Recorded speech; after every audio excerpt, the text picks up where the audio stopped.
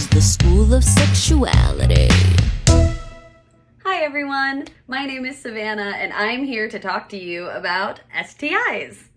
So in future videos, I'm going to talk a little bit more specifically about individual STIs, their causes, their treatments, their symptoms, all the good things like that. But for this video, my first video, I want to talk a little bit about the actual term STI itself. So STI stands for sexually transmitted infection. Now, I'm sure you've also heard the term STD, right? STD stands for sexually transmitted disease. And these terms can be used interchangeably, and they are used interchangeably throughout medical communities.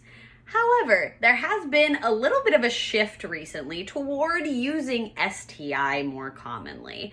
And that's for a couple of reasons. Number one, it's due to the discovery that a lot of STIs can be completely asymptomatic in a lot of people. As in, someone can have an STI in their body and not be showing any symptoms, not be showing any signs that they have that STI, no outward signs that they have that STI, right? And they might not even know they have that STI if they haven't been tested, which we'll talk a little bit more about later.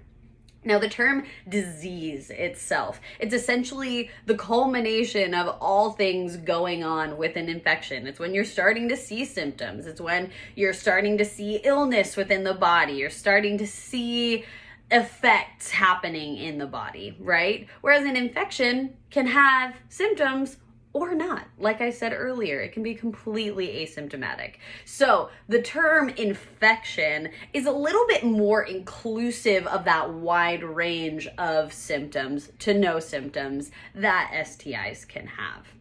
Now, another big reason for this shift, and the reason why I tend to use STI more commonly than STD, is due to destigmatization. The term disease is a really emotionally loaded word for a lot of people. It definitely is for me. It sounds kind of scary. It sounds like it has a lot of weight to it, right?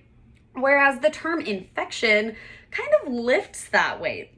At least it does for me. When I think about an infection as opposed to a disease, an infection to me reminds me of like an ear infection where, yeah, it's a bummer that I have it, but I'm gonna go to the doctor and get medicine and it's gonna clear up, right?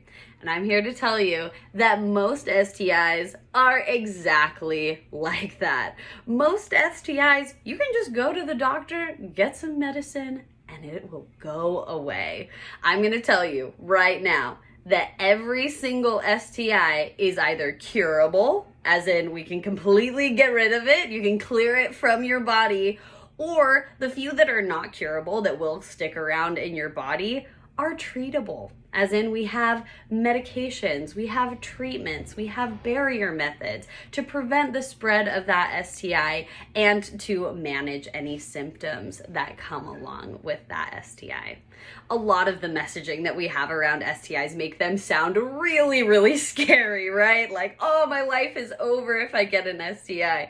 I am here to tell you, STIs are completely normal. It's a completely normal part of being a sexually active person. In fact, most sexually active people are going to end up with at least one STI in their time being sexually active. It's completely normal. I like to think of it as a cold, just in a different part of your body, right? It's a bummer when you get it, but it's pretty easy as long as you're on top of it, as long as you're proactive and you're aware of what's going on with your body. It's pretty easy to get rid of it or move forward in some kind of healthy way. Now, the best way to prevent the spread of STIs and prevent contracting STIs yourself are, of course, using barrier methods like condoms and dental dams and internal condoms.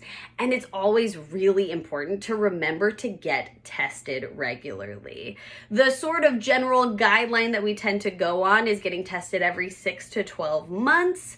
Or anytime you have a new partner. So it's important that you're getting tested regularly, you know what's going on with your body, because like I said, many STIs can be totally asymptomatic, so you may not know you have an STI, right?